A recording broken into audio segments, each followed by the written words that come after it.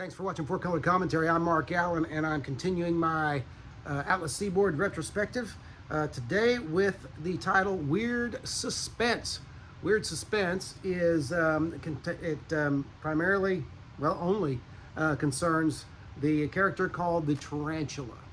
And the Tarantula basically is a story about a man named Count Eugene Lycosa, who inherits a curse from one of his descendants from hundreds of years before.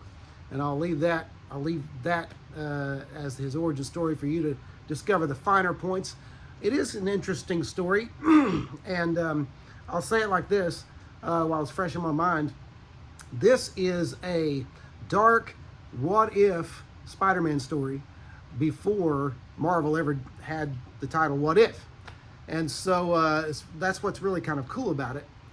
You've got a book with very dark tones and very scary, with at best an anti-hero that actually feeds on evil men. Okay, and would feed on good people as well, but through some happenstance happens to actually only feed on evil men. Basically, is what it comes down to. Lycosa is a noble man, but when he becomes the Tarantula, there's nothing noble about the Tarantula. Lycosa desires to use this curse to fight crime and to prey on the evil, which, you know, the closest thing to noble that you get in this story. But the Tarantula is a monster who, if not for perhaps some overriding subconscious overriding influence of the Lycosa persona, would feed on anyone. So anyway, it's an interesting story. Ran for 3 issues, though there is an issue 4 cover floating around out there. You can find it online, and Pablo Marcos, I believe, penciled it.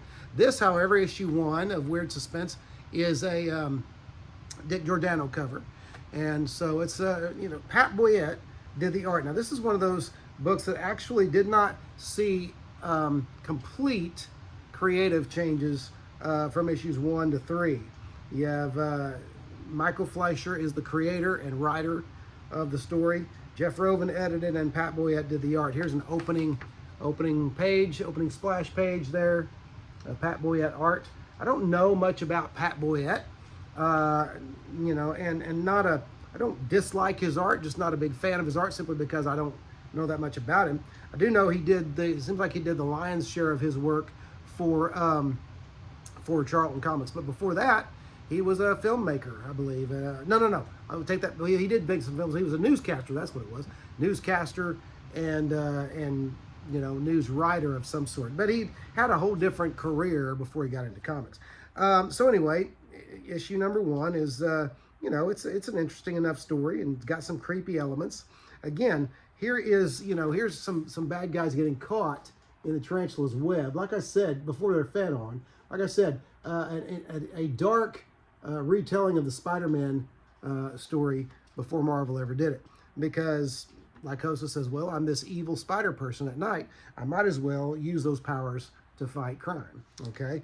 Issue number 2, sports, strangely enough, a Frank Giacoia cover. Okay, and it's starting to look more Marvelized there, okay, on the cover. But you do have the same creative team. You have script by Michael Fleischer, editor Jeff Rovin, art by Pat Boyette. There's the opening splash page there of him going up against the Spider Queen, okay, the Spider Witch, I should say. And so his past, the past of his descendant coming back to haunt him in a sense. And again, you can read all of that and find out what it's about. Here's some more chilling imagery of the Tarantula. So not a hero, again, barely an anti-hero, just kind of a horrific force pointed in the right direction, if you will. And then you have issue number 3 with a cover actually done by Rich Buckler. This is the most Marvel-looking image. In fact, I could look at this quickly and look away and think Sal Buscema, but there's the image of the cover. There's the cover image of issue 3, and as he fights a stone gargoyle, as the tarantula fights a stone gargoyle, and that is what is the story is largely about. Here's an opening, I should say, the gargoyle's in there, I should say. The opening page by Pat Boyette. Now again, Pat Boyette remained the artist in all 3 issues, but you did have a change in editor from Jeff Robin to Larry Lieber, and then you had went from Gary Friedrich became the scripter after Michael Fleischer. So Michael Fleischer no longer even writing his own creation, but Gary Friedrich kind of taking over for this, the last issue. And again, there is an issue, a cover image of it that would have been on issue 4 out there. Just look for it online. Okay. Something about Pat Boyette's art that kind of looks to me kind of Tothish, a little reminiscent of Alex Toth perhaps, but really kind of neat, kind of a neat style. Again, I'm not, not great, but certainly serviceable to the subject matter, and does serve the dark tones of the story well, the horror aspect of the story. And so anyway, Weird Suspense issues 1, 2, and 3. Won't be difficult to come by. Now, like any Bronze Age comics, if you look on eBay, you're going to find, people asking as high as $20 for really nice copies. Keep looking. Keep looking. Be sure to check out cons, and be sure to check out back issue boxes at your comic store. And again, these can still occasionally be found in the cheap boxes. But like all of the Atlas comics I've looked at and talked about, Weird Suspense is worth hunting down, and just kind of a neat read, fun little time machine read, and kind of a what if Marvel wasn't so light and airy in a sense. A lot of these stories have that tone. But anyway, cool stuff, and I'll be back soon with some more Atlas Seaboard retrospectives. And thanks for watching 4 Color Commentary, and we'll see you next time.